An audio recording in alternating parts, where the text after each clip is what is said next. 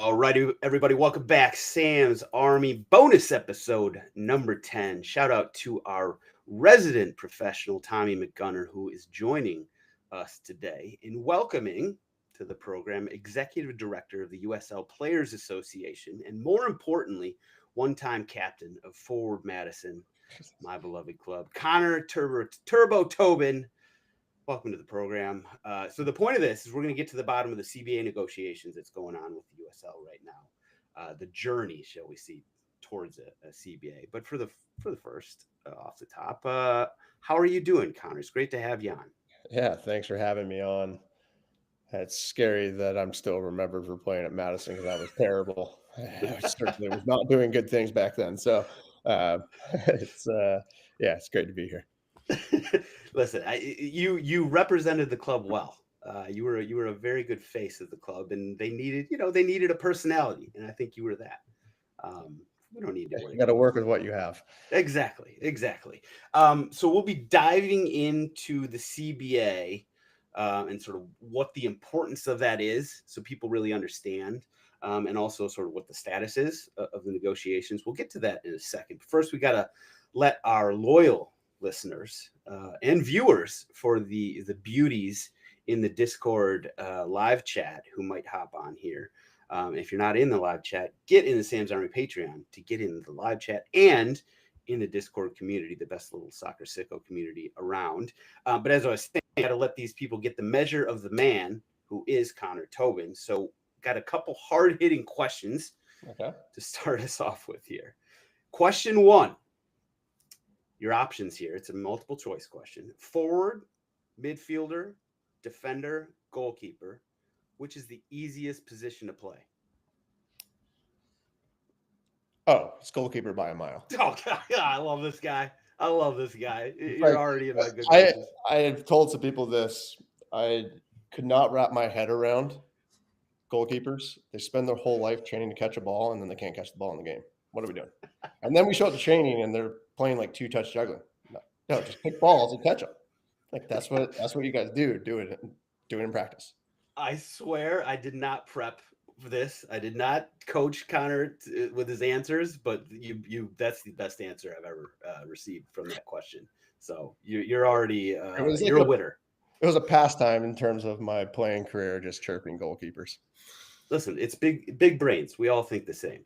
Now, question two, you're a few years older than our guy Tommy over here, but you almost overlapped at Carolina. Not quite. You were there, I believe, in 2018, and then you went to Madison. He was there for a cup of coffee anyway in 2019. Mm-hmm. Have you guys ever actually played or crossed paths on the field that you remember? I don't think so. Because your rookie year was 19, right, Tommy? Yep. Yeah, and by then I was a League One guy. And I tried to think. League One, like we played El Paso one year, knocked them off in Open Cup. Yeah. Sometimes, preseason games, something like that. At that point, I was late in my career. I was sitting out a preseason game, and my body couldn't take it. Okay, fair enough. I understand. I mean, I go out there and play with 20-year-olds on Monday nights, and I'm just like, what has happened? What has happened to my skill set and my legs? I know how that goes. Question three. Now, you played as a pro in Norway, Rochester, which I believe was USL at the time. This is a pop quiz as well, by the way. Minnesota, which was NASL at the time. Carolina, which was both NASL and USL. Split in between there. And then Forward Madison, which was USL. So when you tell your grandkids about your professional soccer career, what are you going to tell them was your sort of fondest memory or best experience? Oh, man. I feel like I just saw like the Wild West of lower division soccer. There's a lot of good stories. I'd probably default to Minnesota Stars 2012. This was the Nassau 2.0. We were league owned. I don't think a lot of people realize that. We were the 8th team, and they needed 8 teams for saving machine. So the rest of the owners were paying our bills. And we were so cash strapped that year in Open Cup, we were supposed to host Salt Lake. This is the year after they made it to the CONCACAF Champions Final. and we needed the money so bad as a club. We sold the rights to host them. They paid for our flights out there. We took the cash and we went out there and beat them 3-1 on their field. Came into the locker room and it was like 45 minutes of Steve Miller's take the money and run in the locker room. It was glorious. That's an amazing story. It's such quintessential lower league, like just catch as catch can. And it was probably, honestly, it was probably the start of me thinking about the PA end of things and the player treatment. We had 5 guys living in a 2-bedroom apartment. We had 2 guys in either closet. I was the 5th guy. My bedroom was out in the living room. Push the couch out from the wall, put a mattress on the floor. So we were doing it. Oh. I mean, as uncomfortable as that sounds, that probably was a hell of a lot of fun at the time. No? We had our fun. There was a reason we had a good camaraderie on that team. Fair enough. Not everybody's living large like Tommy McCabe out there. I mean, Tommy's just a lot better player than what we were then. All right, let's get down to business here. So the collective bargaining agreement that USL, so this will be the second CBA if and when it comes to pass. The first one was announced, I think, in 2021 or so. Is that right? Yeah. And it's set to run out at the end of this year, essentially. Second one for USL Championship. We have a separate agreement for USL League One that runs through 27. And that, by the way, is just the first layer of many layers of complexity that we're gonna peel back some of this onion, because my brain cannot even wrap itself around the number of layers that are going on here, which is actually good. So we got 2 guys in Connor and Tommy who know a lot about what's going on here. They are knee deep in the situation and probably the day-to-day negotiations. And then you got me, a dummy who does not know what's going on and is probably going to ask some dumbass questions, but that's okay. We're going to get some questions in the chat. Maybe if you guys can't answer anything, you guys know how to pivot away from them. But we'll have listeners who know a lot about what's going on, and then some like me who don't really know. So we'll think about that. You can explain things to a dumb 10-year-old like me, but also you can, go into depth for our soccer sicko community. So let's start at the top. Why is this CBA important? Well, I think if you look at a core, what is a collective bargaining agreement? The legal framework between a group of employees and employers that establish these are the working conditions and kind of anything that impacts the players themselves. So what we're doing in a collective bargaining agreement is we are getting to essentially where all parties say yes. So we can call that balance between the 2 sides. And then we look at during the course of this agreement, however many years it runs, for a developing business like this, we're outlining a pace of change. So in some ways we are every time an agreement comes up for bargaining or redoing it, we're re-outlining, hey, what's the future look like and how are we collectively getting there? Okay. And so we'll get to the second one.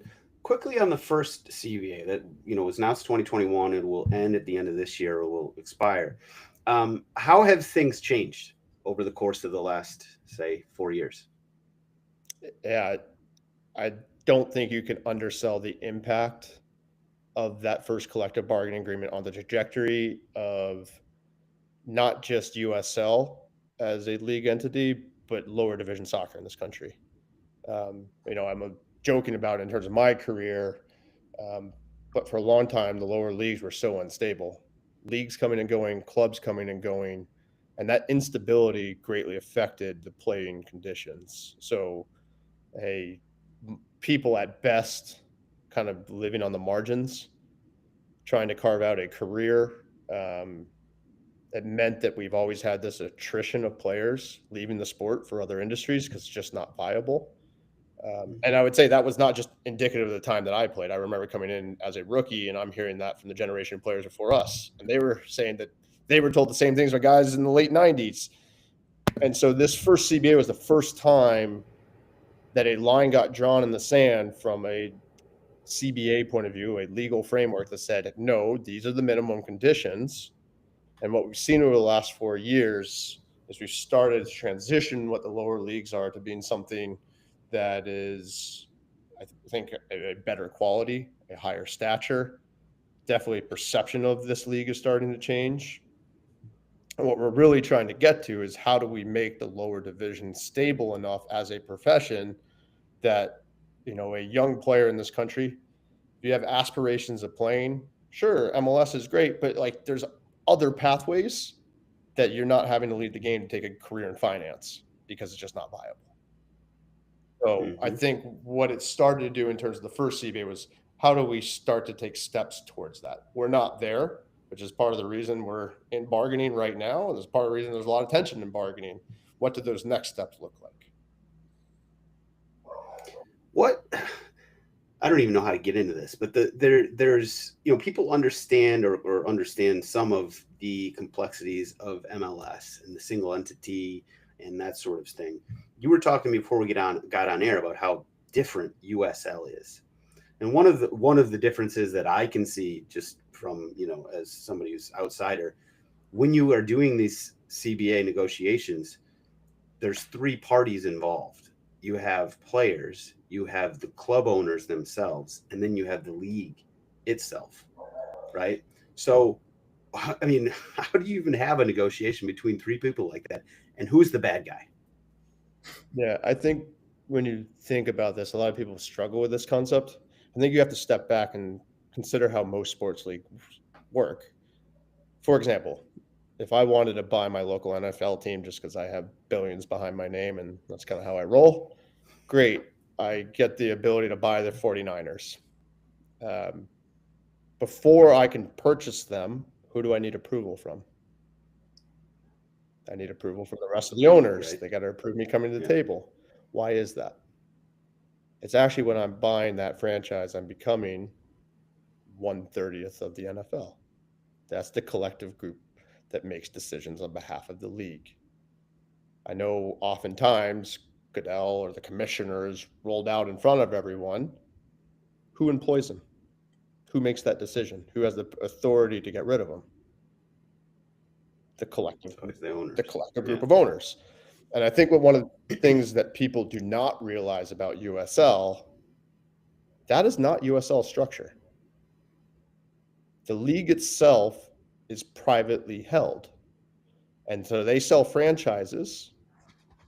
And when they sell franchises, what you're obtaining as a franchisee is the ability to operate a business in a particular market. You are not getting quote unquote equity of the league. You're not actually getting a control point in terms of new franchises coming in. And so, from a financial interest and control standpoint, we actually have different entities. So, we sit at the bargaining table. I'm not saying that you have full alignment in these other leagues, but you're most likely kind of at the core economics, there's alignment. Our situation is not that. And that's why you kind of have this three entity type thing. Um, I think to get at bargaining and kind of your second piece of, what is the control point? How does any of this work? Well, how do the finances of all this work? Right. Well, in our case, our direct employers are who? Tommy is employed by who? His local franchise. That's the owner of Loudon. Hmm. So if we're coming from a collective bargaining angle and saying, hey, Loudon, you need to treat Tommy better because he's a great guy, which I believe, who's fronting the cost for that? It's Loudon's The owner. club. Okay. We got to ask the question though. Okay. Does Loudon's owner get positively impacted when the league sells franchises, when the league goes and sells new sponsorships, or does any of that?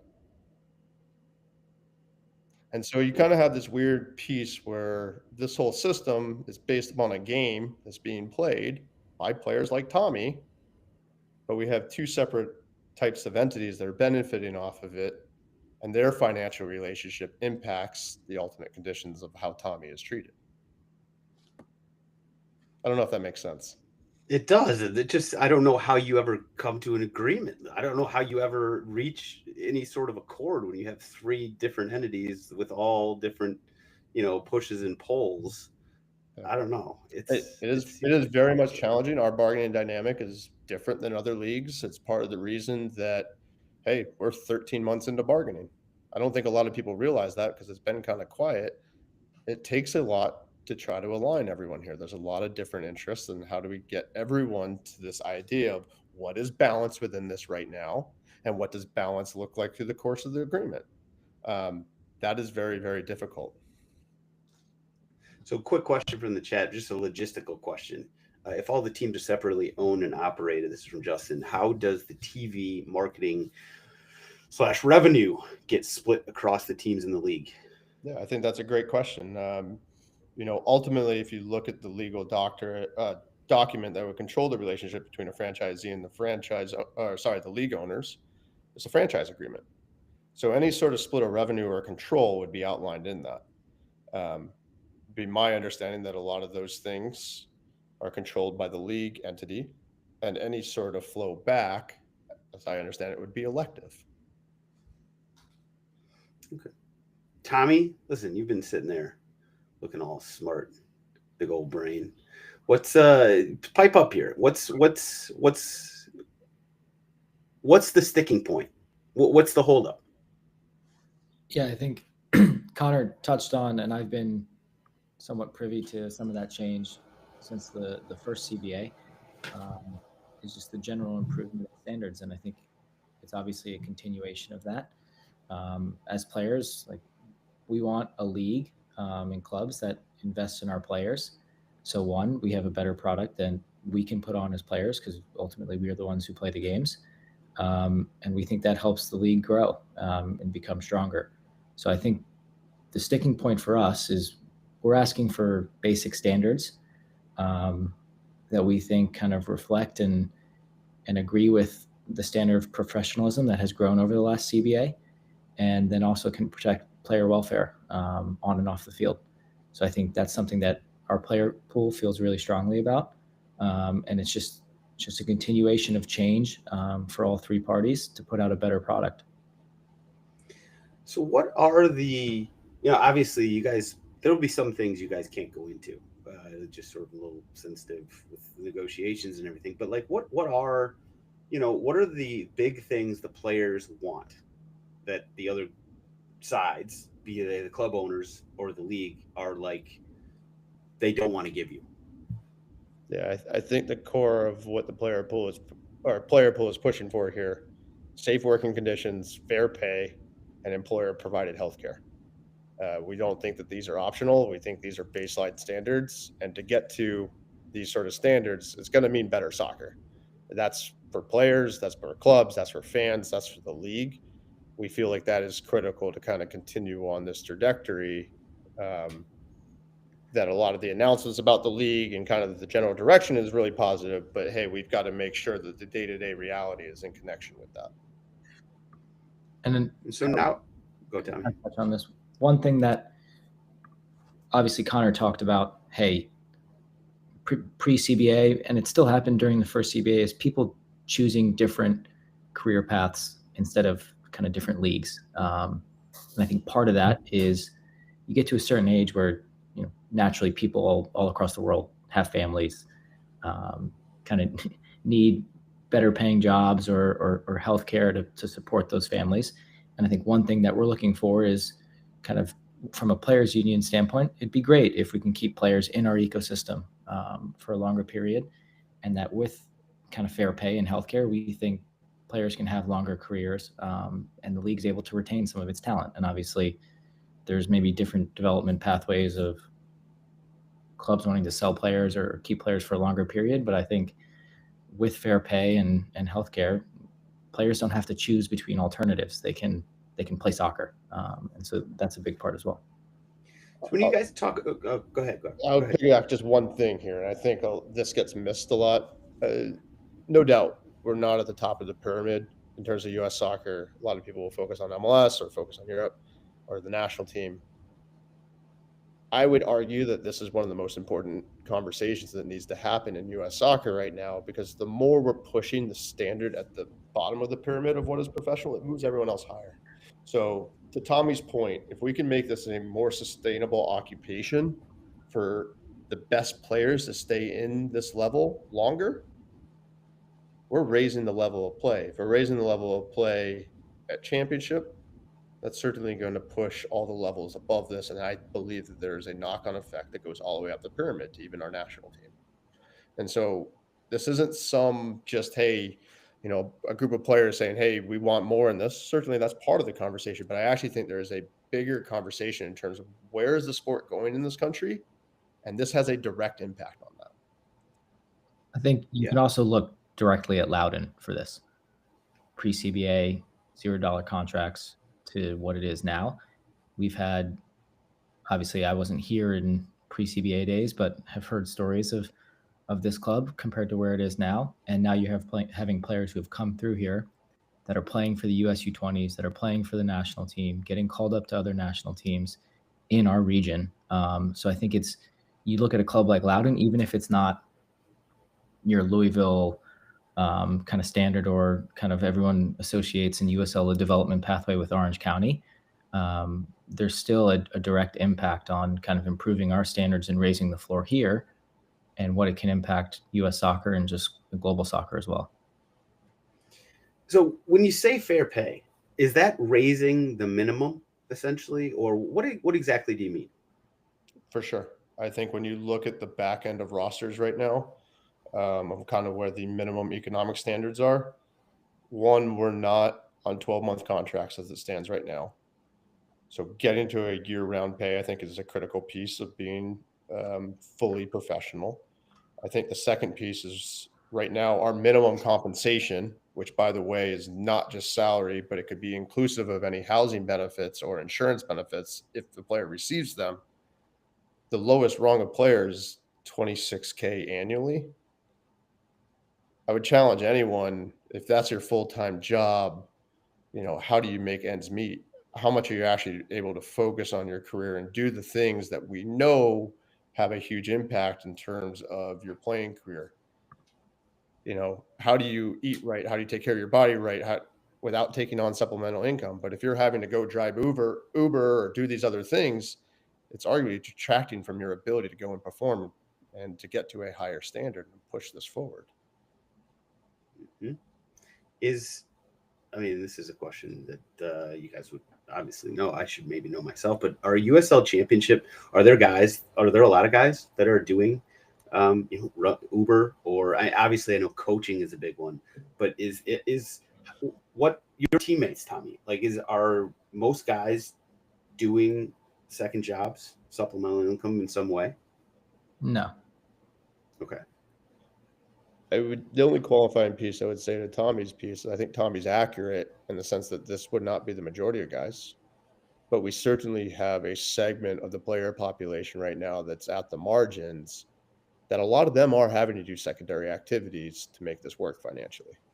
And I think that comes back to the Players Association focus during these negotiations. A key piece of this has been kind of that back end of the roster. Where does that live financially, and how do we push that standard to a point where those players aren't having to make those decisions and they can focus and be all in terms of playing? Because we think the knock-on effect of that will be positive in a number of lights, both in terms of quality of play, stature of the league, and then sustainability as well.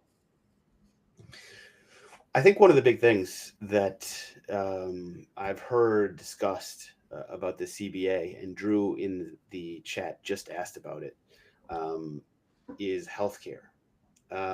So right now, are all players essentially paying for healthcare out of pocket? Is that like a big sticking point in these discussions? I think the discussion is centered more on the fact that in this structure of this league, a lot of decisions and autonomy are given to each franchise. So in terms of healthcare or other benefits, it's decentralized. So what happens at one club is not necessarily reflective of what happens at another. So how do we define what a minimum standard is? no matter if you're at Loudon, Colorado, Vegas, that's where we're really focused. I think one of those dimensions is certainly healthcare, and how do we get to a more predictable experience as it relates to healthcare for players has kind of been part of our aim here. How far apart are the sides right now? Are we at like a point where you guys are like miles apart? Have you gotten closer? You mentioned you've been doing this for 18 months at this point. Are you guys getting closer? Are you just at an impasse where we're headed towards some sort of work stoppage? Like, where are we right now?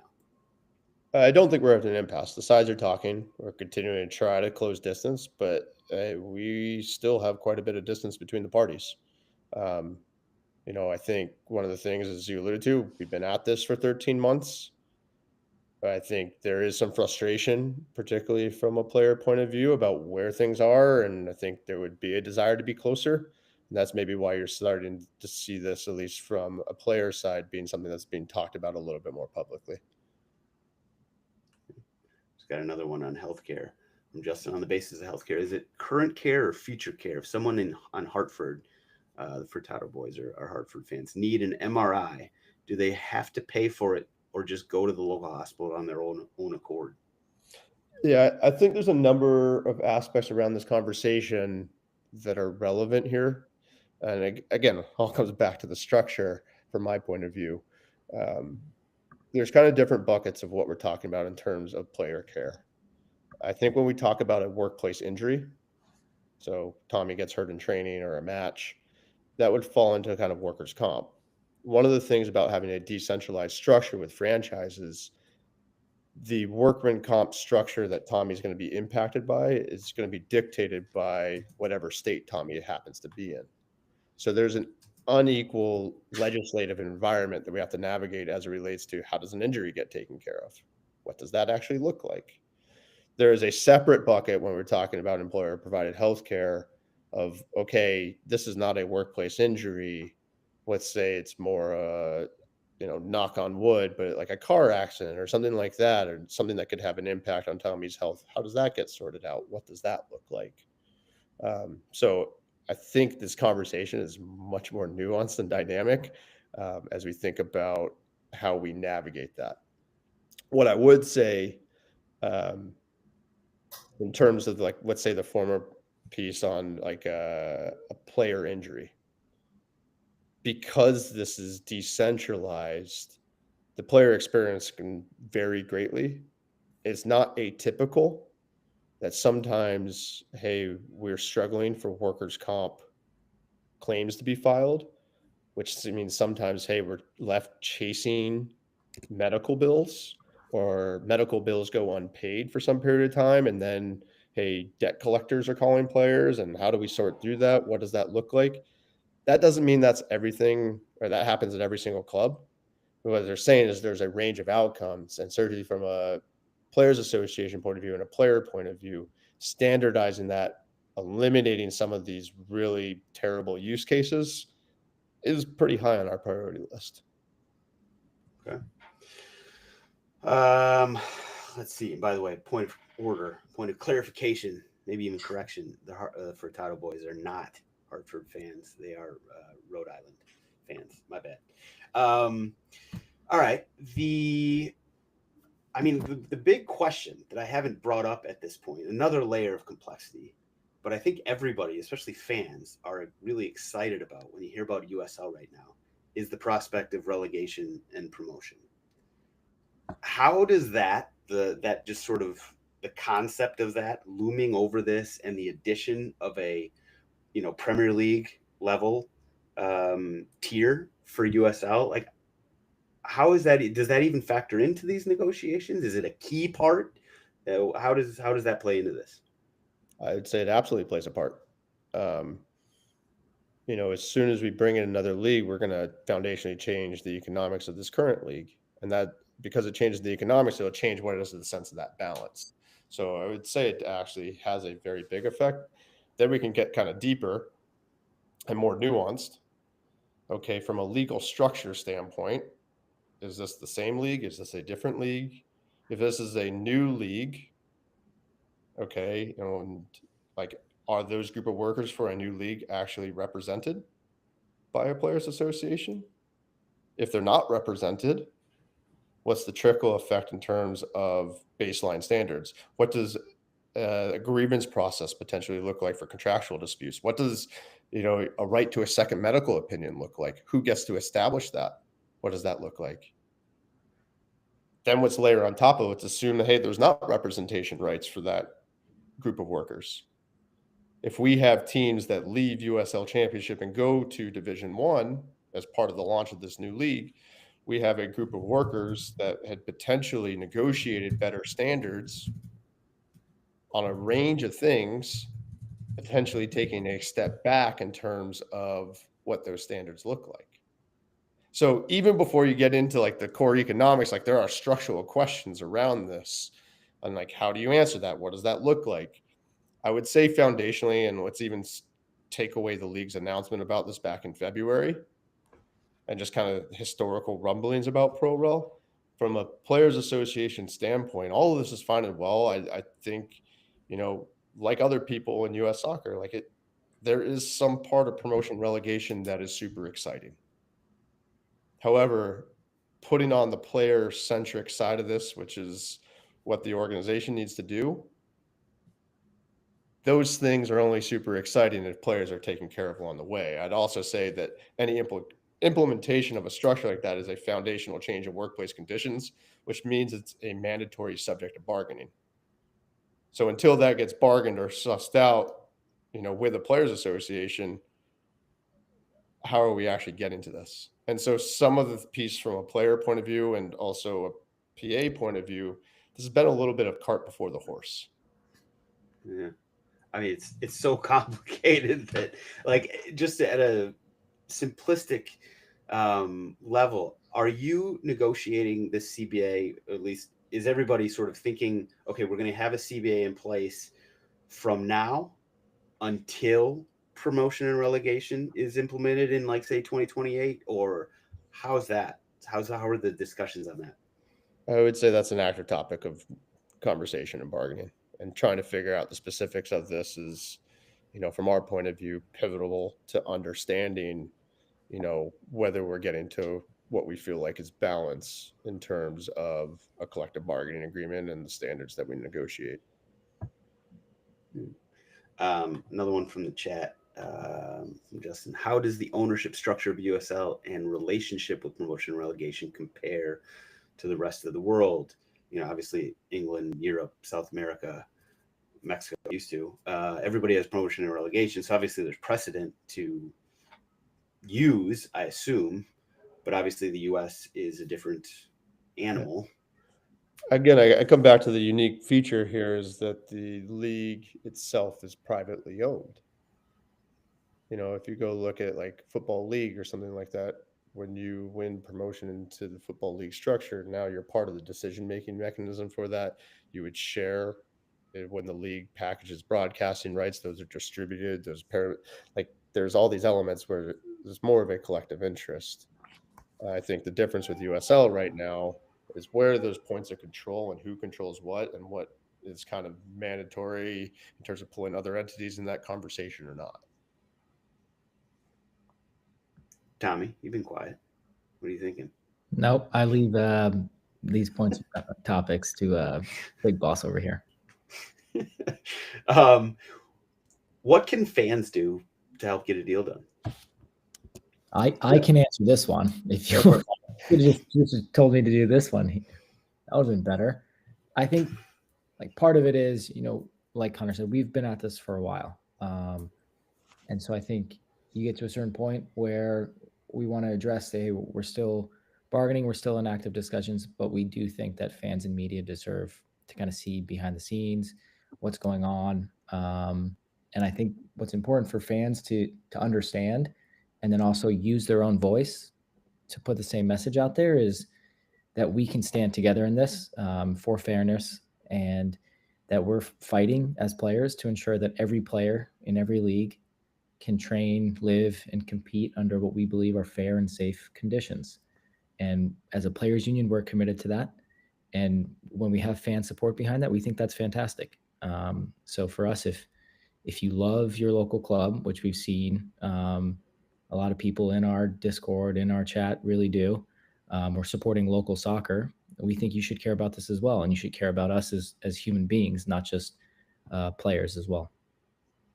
And so they need to direct their, I don't want to say anger, but, sort of their emotions and whatever, direct it at the club ownership, or is it at USL that they need to be sort of focused on? Yeah, I think in this, generically, when we think about a lot of our local clubs, yes, we're talking about workplace conditions that are sometimes set by our local clubs, but there's a realization that a lot of our club owners are investing heavy resources in terms of building the infrastructure here. I think when we're talking about in terms of where we stand right now of trying to continue to take the next step, both as a sport and a league, I think we have to talk about where's the alignment, like where's the control point. And I think like some of the frustration from our point of view is from a league level, what is the skin in the game? How are they helping this along? And are we all kind of as three generic entities pulling the same direction? Are you? I mean, that's what we're trying to sort through. I would argue from a Players Association standpoint, we don't feel like we are right now.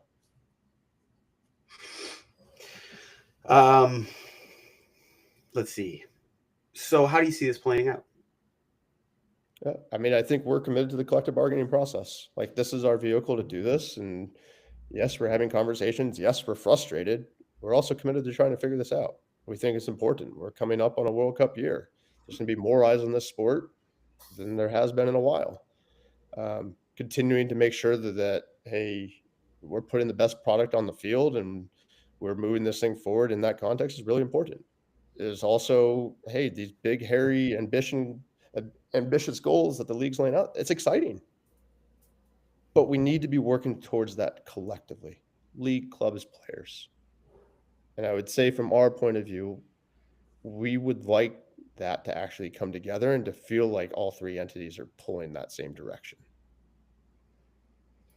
I only have one more question written down. I'm sure maybe the chat has some. Tommy's probably got some bunch of thoughts about stuff I didn't think of or bring up.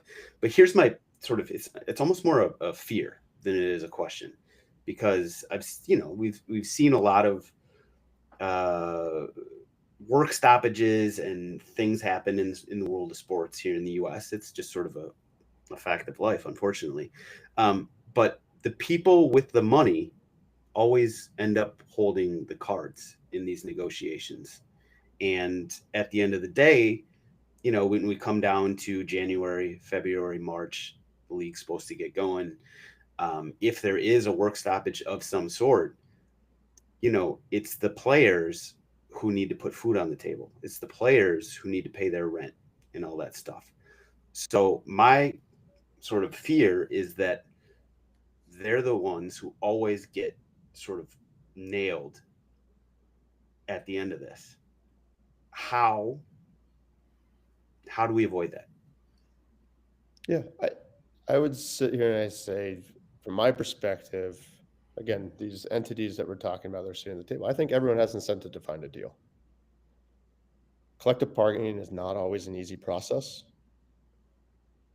It's getting to a point where, quite honestly, if we're creating collective value, everyone's a bit uncomfortable. But we know that, hey, that wherever we end up in that Venn diagram, we're better off with that than without it. Certainly, that doesn't happen sometimes without pressure. I think all three entities, there's pressure on to figure this out. It's my hope that, hey, all three entities kind of have a similar viewpoint. While this is challenging, there's commitment to actually sorting through that. Sometimes that needs more pressure to kind of get there, but we still have some time to hopefully sort through this and get to something that, hey, works for everyone and outlines a good pace of change for the next period of time for USL. Okay. Drew just chimed in the chat with a question on pressure points. This may be too sensitive, but if you can't answer, can't answer. I feel like bargaining, usually there's some concessions to get what you need.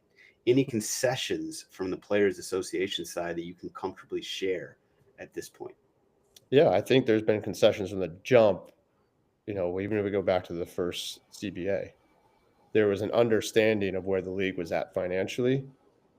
And even though that we felt that, hey, these are certain things that, this is what a professional standard should be.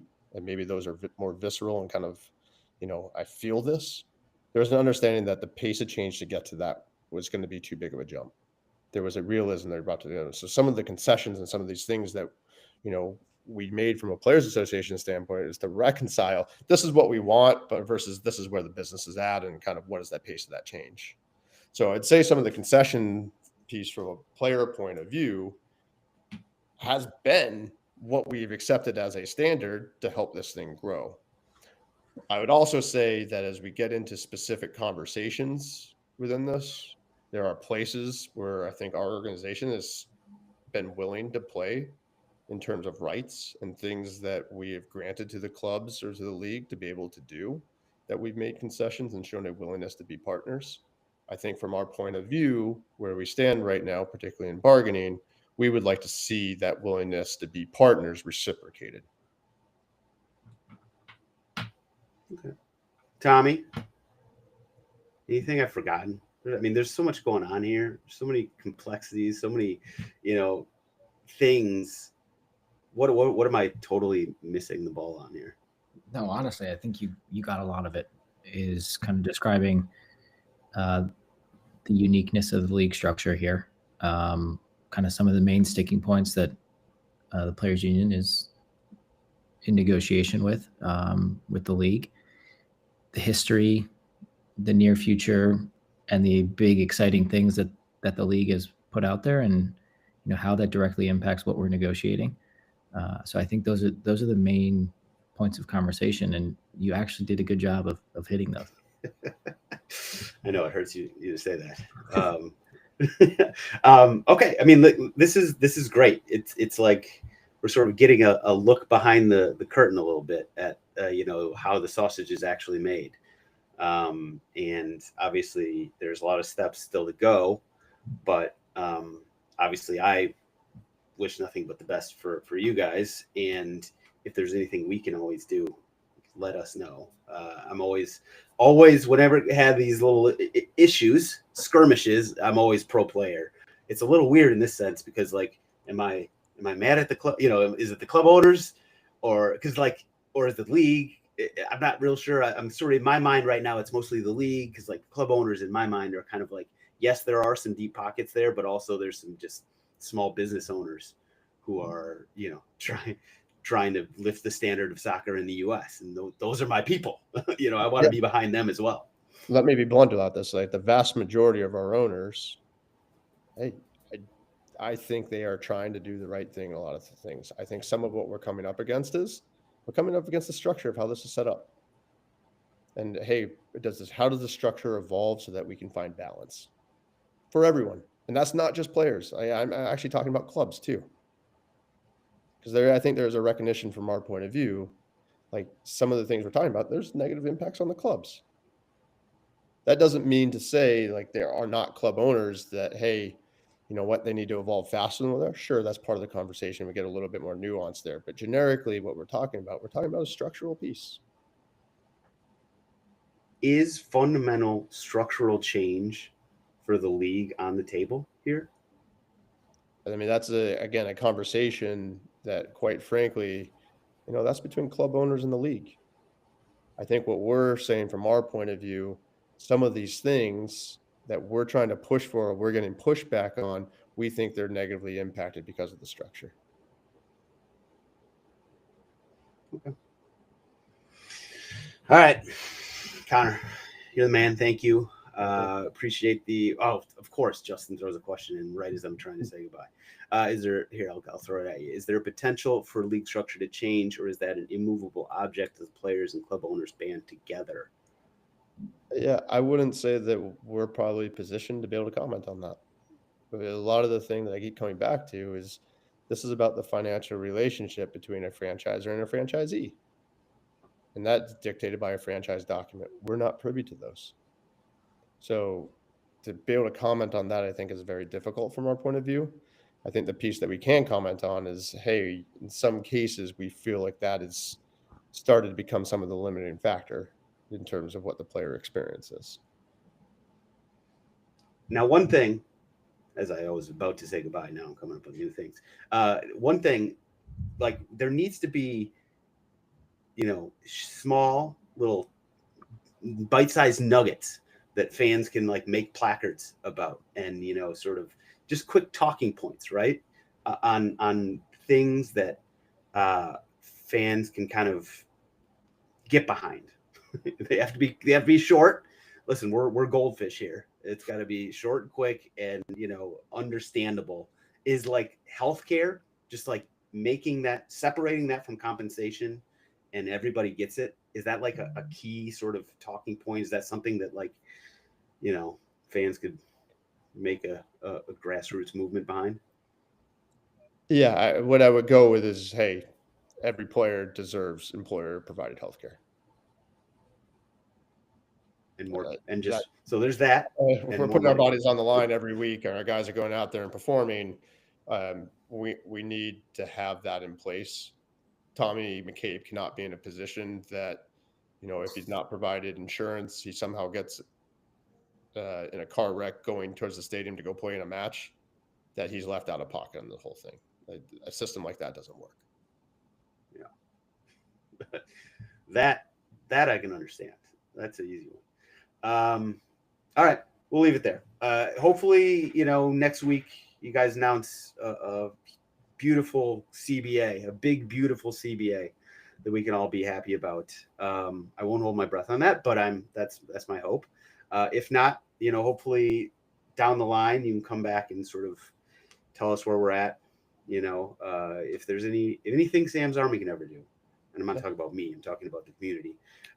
Just let us know. We're all pro player here, and I do hope this gets worked out. We have the same desire. Appreciate you having us on, and picking at this from our point of view. I think, again, from our perspective, this is a pretty major thing that's going on, that's flying under a lot of people's radar, and we hope that more people take an active interest in it. Yes, exactly. So if you're listening to this, I mean, there's just so many reasons why the USL players and the USL just need to have the support of people, and just eyeballs, interest, etc. Connor, thank you.